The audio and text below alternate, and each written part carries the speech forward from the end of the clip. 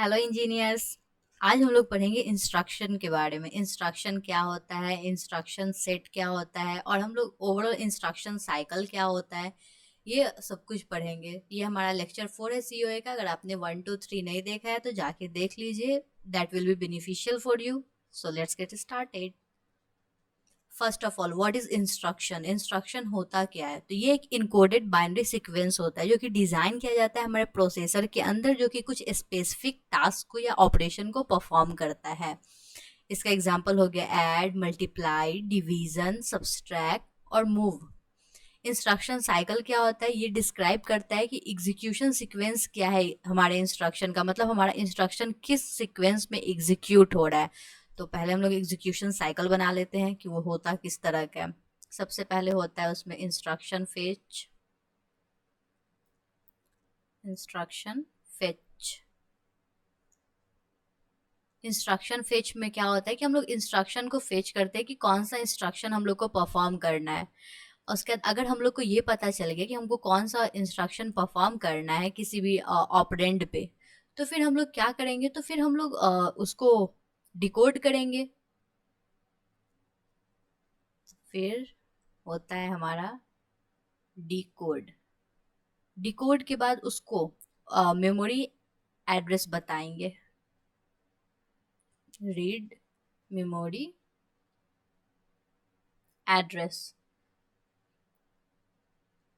Operand का memory address है कहाँ, ऑपरेंड अवेलेबल कहाँ पे है। उसके बाद हम लोग क्या करेंगे? एग्जीक्यूट करेंगे। एग्जीक्यूट, और फिर ये साइकिल खुद को दोहराएगा या फिर दोबारा ये साइकिल इसी साइकिल में, साइकिल मतलब ये होता है कि कंटिन्यू करे इस चीज को, तो इसको हम लोग कहते हैं instruction cycle.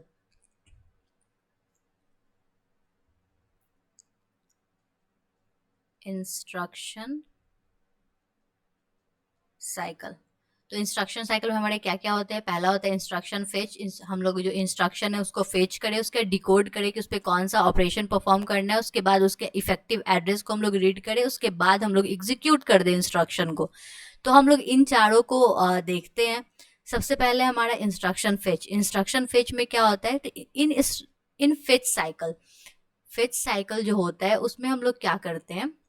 Instruction related to binary sequence transfer from memory to CPU. हमारा जो इंस्ट्रक्शन होता है वो पहले बाइनरी सीक्वेंस में होता है, उसको ट्रांसफर किया जाता है मेमोरी से सीपीयू में ट्रांसफर किया जाता है। उसके बाद सीपीयू जो होता है वो मेमोरी रिक्वेस्ट क्रिएट करता है प्रोग्राम काउंटर वैल्यू के बेसिस पे, और इंस्ट्रक्शन को वो रीड करता है। प्रोग्राम काउंटर जो होता है वो होल्ड करता है और point next instruction address in the memory. Program counter क्या करता है कि जैसे कि अब हमारा अभी इंस्ट्रक्शन 1 एग्जीक्यूट हो रहा है, तो वो I2 मतलब सेकेंड जो एग्जीक्यूशन हम लोग को करना है इंस्ट्रक्शन का, उसका एड्रेस स्टोर करके रखता है। उसी को हम लोग प्रोग्राम काउंटर कहते हैं। Program counter program counter stores the address of the next instruction which have to be executed। मतलब अगला कौन सा इंस्ट्रक्शन एग्जीक्यूट होगा उसका जो एड्रेस होता है वो हमारा प्रोग्राम काउंटर स्टोर करके रखता है। The starting address of the program provided by the programmer along with executable statement। उसके बाद based on the program counter, program counter के वैल्यू के बेसिस पे हम लोग उसके करस्पॉन्डिंग मेमोरी सेल में से उसका कंटेंट को ट्रांसफर करते हैं उसको मेमोरी से सीपीयू में। उसके बाद उस पर पूरा परफॉर्म किया जाता है ऑपरेशन, और इस ओवरऑल प्रोसेस को हम लोग इंस्ट्रक्शन फेच कहते हैं। ये हमारा है program counter. Program counter increments with depend. अगर हमारा I1 पहले हो रहा था, उसके प्रोग्राम काउंटर में हमारा I2 का एड्रेस था, एड्रेस I2 नहीं था, इसका एड्रेस था।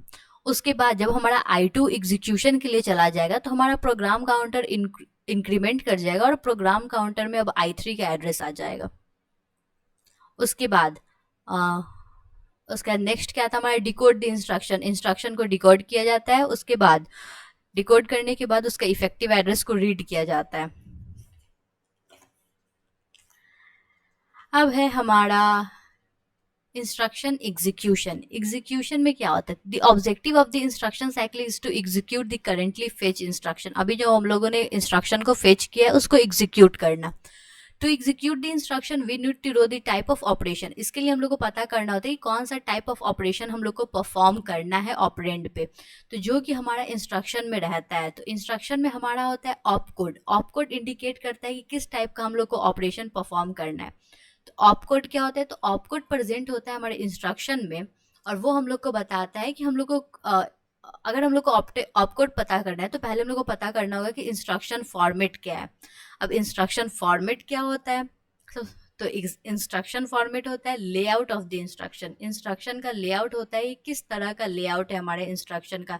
लेआउट मतलब होता है कि ओवरऑल मतलब किस तरह का वो दिखता है, ठीक है।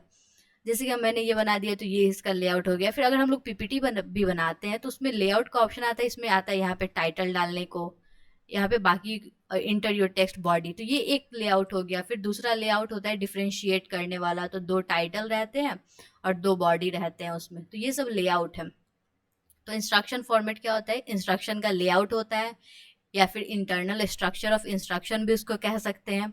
तो हमारा जो इंस्ट्रक्शन फॉर्मेट है वो ओवरऑल 5 टाइप्स में डिवाइडेड है सीपीयू के ऑर्गेनाइजेशन के बेसिस पे, और सीपीयू का ऑर्गेनाइजेशन जो है वो फर्दर 3 टाइप्स में डिवाइडेड है एएलयू के ऑपरेंड्स के बेसिस पे। तो हम लोग देखते हैं कि इंस्ट्रक्शन फॉर्मेट हमारा एक्चुअली है कितने टाइप में डिवाइडेड। तो सबसे पहले based on availability of ALU operands, कितने ऑपरेंड्स है इसके बेसिस पे हमारा डिवाइडेड है 3 पार्ट में। स्टैक ऑर्गेनाइजेशन, दूसरा है हमारा एक्यूमुलेटर मशीन्स,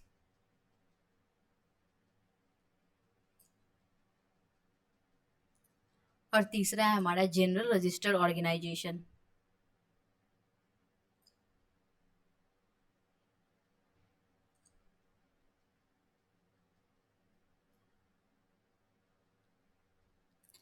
तो ये है हमारा based on availability of CPU. लेकिन हम लोगों ने ओवरऑल देखा था, ओवरऑल 5 टाइप्स में डिवाइडेड है, और हमारे एएलयू ऑपरेंड्स के अवेलेबिलिटी पे 3 टाइप्स में डिवाइडेड है। और जनरल रजिस्टर ऑर्गेनाइजेशन ही है ना, ये 2 पार्ट में डिवाइडेड है। तो 5 पार्ट हो गया, पहला ये, फर्स्ट, सेकेंड, थर्ड ये रहेगा, फोर्थ ये रहेगा। तो थर्ड में जो हमारा आता है वो होता है register to memory reference. Pen change कर लेते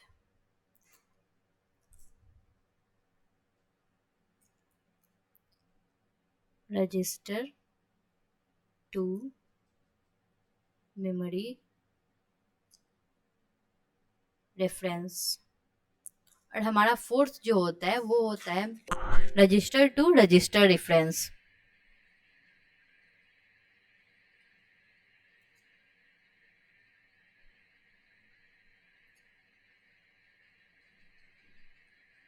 तो ओवरऑल हमारा जो इंस्ट्रक्शन फॉर्मेट होता है वो 5 टाइप का होता है। तो हम लोग ये पांचों टाइप को देखेंगे। पहला है स्टैक ऑर्गेनाइजेशन, इसमें कुछ स्टैक टाइप का यूज होगा। स्टैक क्या होता है, तो स्टैक हमारा एक डेटा स्ट्रक्चर होता है। स्टैक हमारा एक डेटा स्ट्रक्चर होता है जो कि हमारा डेटा को स्टोर करता है। डेटा स्ट्रक्चर आप लोगों ने 3rd सेमेस्टर में पढ़ा होगा स्टैक के बारे में। स्टैक हमारा डेटा स्ट्रक्चर होता है जो कि डेटा को स्टोर करता है। तो डेटा को स्टोर ये इस तरह से करता है कि जो फर्स्ट आएगा वो सबसे लास्ट में जाएगा, और जो सबसे लास्ट में आएगा वो सबसे पहले जाएगा। जैसे हम लोग को 5 4 3 2 1 को इंसर्ट करना है। सबसे पहले हमारा आया 5 यहाँ चला जाएगा, उसके बाद 4 यहाँ, और सॉरी 4 3 2 1। और हम लोग को अगर आउट करना है, इसमें से निकालना, तो सबसे पहले 1 बाहर आएगा, फिर 2 आएगा, फिर 3 आएगा, फिर 4 आएगा, फिर 5 आएगा। क्योंकि हम लोग स्टैक में हमेशा टॉप ऑफ स्टैक पे जो होता है उसी पे सिर्फ ऑपरेशन परफॉर्म होता है, बाकी किसी पे हम लोग ऑपरेशन परफॉर्म नहीं कर सकते हैं। ये डेटा स्ट्रक्चर की चीज़ें आप लोग डेटा स्ट्रक्चर में पढ़ेंगे। उसके बाद है हमारा स्टैक ऑर्गेनाइजेशन। तो स्टैक ऑर्गेनाइजेशन या फिर स्टैक मशीन्स भी इसको कहते हैं। It's suppose zero address instruction format. ये जीरो एड्रेस इंस्ट्रक्शन फॉर्मेट को सपोर्ट करता है। अब जीरो एड्रेस इंस्ट्रक्शन फॉर्मेट क्या होता है, तो जीरो एड्रेस इंस्ट्रक्शन फॉर्मेट में होता है सिर्फ इसका एग्जांपल हम लोग पहले देख लेते हैं।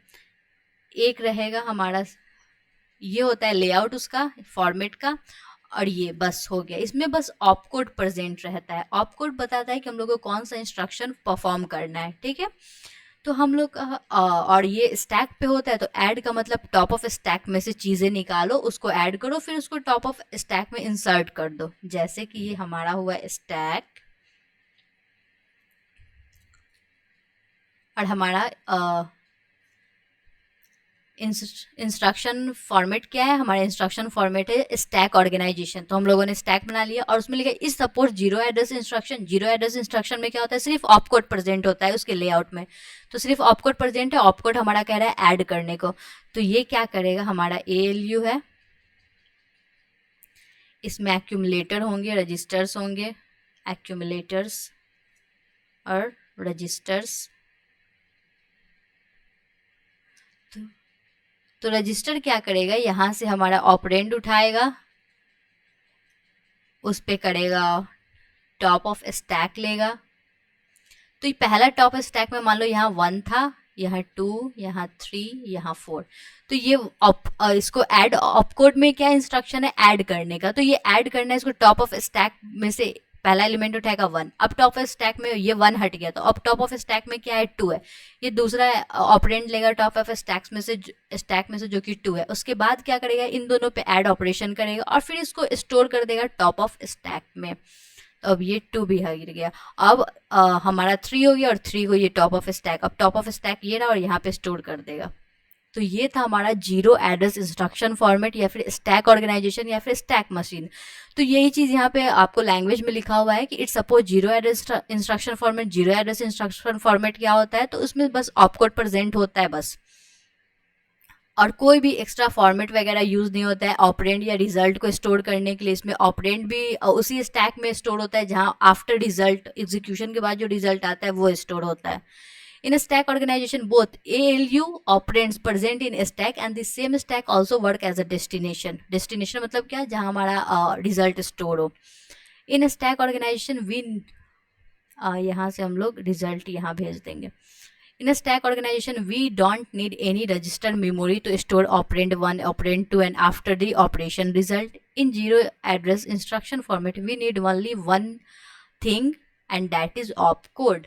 ये सब कुछ मैं आपको बता चुकी हूँ। उसके बाद आते हैं हम लोग एक्यूमुलेटर मशीन्स पे। एक्यूमुलेटर मशीन्स क्या करते हैं, सबसे पहले एक्यूमुलेटर होता क्या है ये जान लेते हैं। जैसे हम लोगों ने जाना स्टैक क्या होता है, तो एक डेटा स्ट्रक्चर होता है जो कि डेटा को स्टोर करने के काम आता है। तो एक्यूमुलेटर क्या होता है, एक्यूमुलेटर एक यूजर एक्सेसिबल रजिस्टर होता है जो कि CPU में प्रेजेंट होता है, जहां सारा इनपुट आउटपुट स्टोर होता है ALU का, अर्थमेटिक लॉजिकल यूनिट का, ठीक है।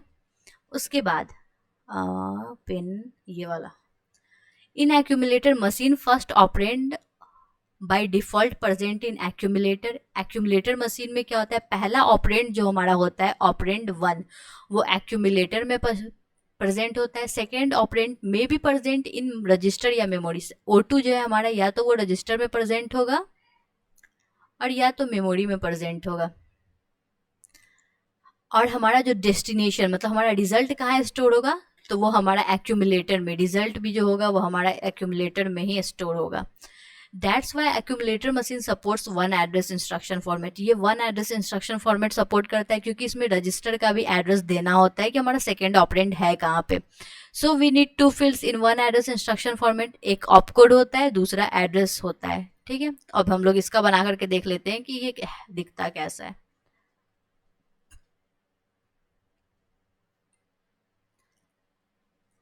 तो सबसे पहले इसमें होते हैं हमारे पहला कहा गया है कि एक्यूमुलेटर में पहला ऑपरेंड होगा, तो पहले हम लोग बना लेंगे एक्यूमुलेटर। दूसरा एक्यूमुलेटर होता कहाँ पे है, तो ALU में होता है, एक्यूमुलेटर और रजिस्टर। उसके बाद पहला ऑपरेंड कहाँ है, तो एक्यूमुलेटर में है, ऑपरेंड 1। तो एक्यूमुलेटर अपना ऑपरेंड 1 क्या करेगा, ALU को देगा,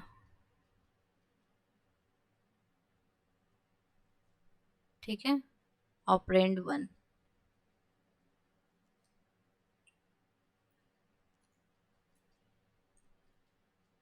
उसके बाद दूसरा ऑपरेंड हमारा कहाँ स्टोर होता है, या तो मेमोरी में होगा या तो रजिस्टर में होगा। तो यहाँ पे हम लोग मेमोरी ले रहे हैं, हमारा दूसरा ऑपरेंड जो है वो मेमोरी में स्टोर है। तो मेमोरी से ये इसको बताएगा इसका एड्रेस रजिस्टर को, यह हमारा सेकेंड ऑपरेंड है।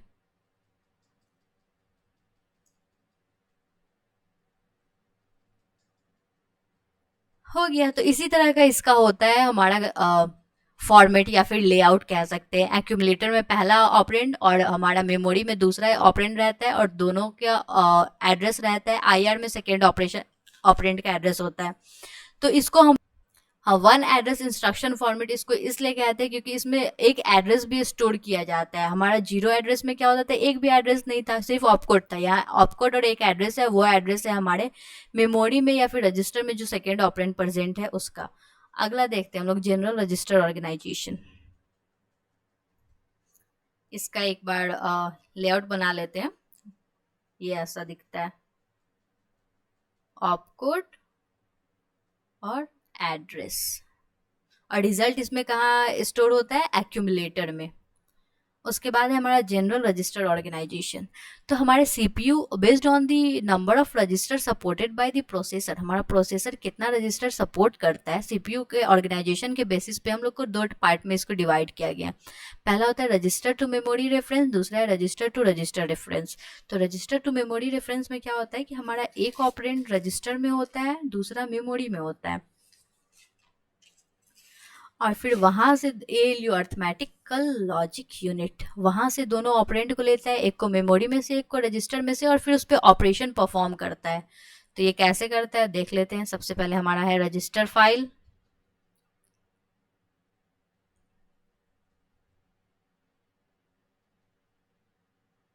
रजिस्टर फाइल इसमें हमारा R0, R1, R2, R3। उसके बाद है हमारा ALU, और हमारा ऑपरेंड 2 कहाँ होगा, मेमोरी में होगा, क्योंकि रजिस्टर टू मेमोरी रेफरेंस है ये हमारा मेमोरी। ALU हमारा ऑपरेंड 2 कहाँ से लेगा, ऑपरेंड 2 लेगा मेमोरी से।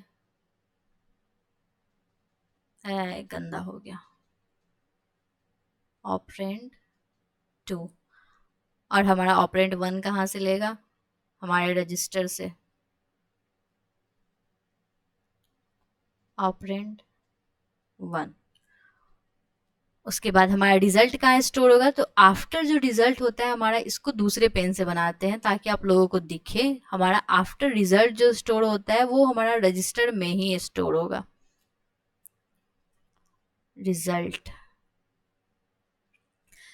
तो ये था हमारा जनरल रजिस्टर ऑर्गेनाइजेशन का first, register to memory reference. इसमें क्या होता है कि एक ऑपरेंड हमारा रजिस्टर में प्रेजेंट होगा, दूसरा मेमोरी में प्रेजेंट होगा, दोनों पे एएलयू ऑपरेट, और दोनों को पहले फेच करेगा, उसका उस पर ऑपरेशन करेगा, और आफ्टर जो रिजल्ट होगा वो हमारा स्टोर होगा रजिस्टर फाइल में। तो यही चीज यहाँ लिखा हुआ है, in this architecture processor support less number of register, therefore register file is small. Register file small होता है क्योंकि processor less number of register को सपोर्ट करता है। फर्स्ट ऑपरेंड ऑलवेज भी अवेलेबल इन रजिस्टर, पहला ऑपरेंड हमेशा रजिस्टर में होगा, और सेम रजिस्टर जो होगा हमारा रिजल्ट भी स्टोर करेगा, जिसको हम लोग डेस्टिनेशन रजिस्टर कहते हैं। सेकेंड ऑपरेंड में भी इधर इन रजिस्टर और मेमोरी, सेकेंड ऑपरेंड जो होगा हमारा दूसरे रजिस्टर या फिर मेमोरी में हो सकता है। तो इसका हम लोग का लेआउट कैसा होता है वो बना लेते हैं। ऑपकोड होता है, एड्रेस ऑफ फर्स्ट ऑपरेंड होता है, एड्रेस ऑफ सेकेंड ऑपरेंड, इसलिए इसको टू एड्रेस इंस्ट्रक्शन एड्रेस क्या कहते हैं, इसको सेकेंड एड्रेस इंस्ट्रक्शन फॉर्मेट कहते हैं। अब हम लोग पढ़ेंगे थर्ड एड्रेस इंस्ट्रक्शन फॉर्मेट, जिसमें रजिस्टर टू रजिस्टर रेफरेंस। ये होता है हमारा ऑपरेंड 1 और डेस्टिनेशन दोनों यही होता है, ऑपरेंड 1 और डेस्टिनेशन, और एड्रेस 2 ऑपरेंड 2 का।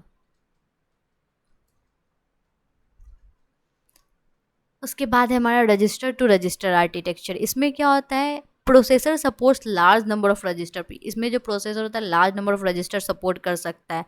In this architecture, operand 1, operand 2 and after the operation result will be in different registers, so overwriting of register is not allowed. इसमें क्या होता था कि operand 1 जिसमें था उसी में हम लोग ओवरराइट करके डेस्टिनेशन यानी कि रिजल्ट भी स्टोर कर दे रहे थे, लेकिन रजिस्टर टू रजिस्टर में क्या होता है, तीनों के लिए ऑपरेंड 1 के लिए अलग रजिस्टर, ऑपरेंड 2 के लिए अलग रजिस्टर और रिजल्ट के लिए अलग रजिस्टर यूज़ किया जाता है।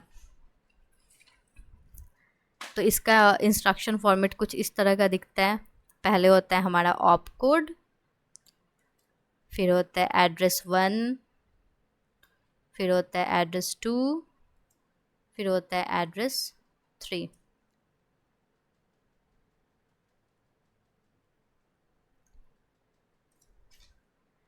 एड्रेस 1 ऑप कोड हमारा क्या बताता है, टाइप ऑफ ऑपरेशन। एड्रेस 1 हमारा बताता है डेस्टिनेशन रजिस्टर यानी कि जिसमें हम लोग को रिजल्ट स्टोर करना है, ये बताएगा ऑपरेंड 1, ये हम लोग को बताएगा ऑपरेंड 2। अब इसका ऑर्गेनाइजेशन किस तरह से होता है वो हम लोग एक पिक्टोरियल फॉर्म में देख लेते हैं। तो बना लेते हैं हम लोग, इसको इरेज कर लेते हैं तो अच्छे से बनेगा। सबसे पहले हमारा होता है रजिस्टर,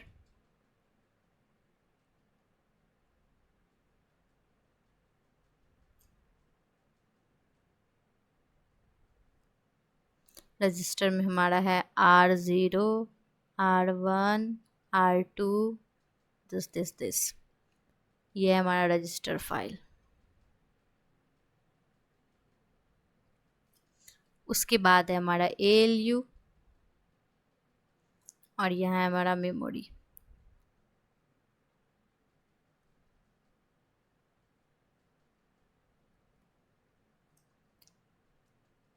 ऑपरेंड 1 गया हमारा मेमोरी में, ALU में, ऑपरेंड 2 भी गया हमारा ALU में, और हमारा रिजल्ट जो होगा वो ALU से जाएगा और सीधा कहाँ स्टोर होगा, रजिस्टर में।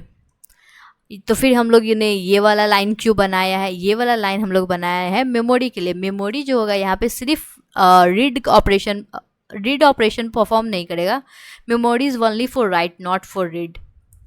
मेमोरी यहाँ पे बस राइट करने के लिए, मतलब स्टोर करने के लिए, मेमोरी कुछ भी रीड नहीं करेगा यहाँ पे।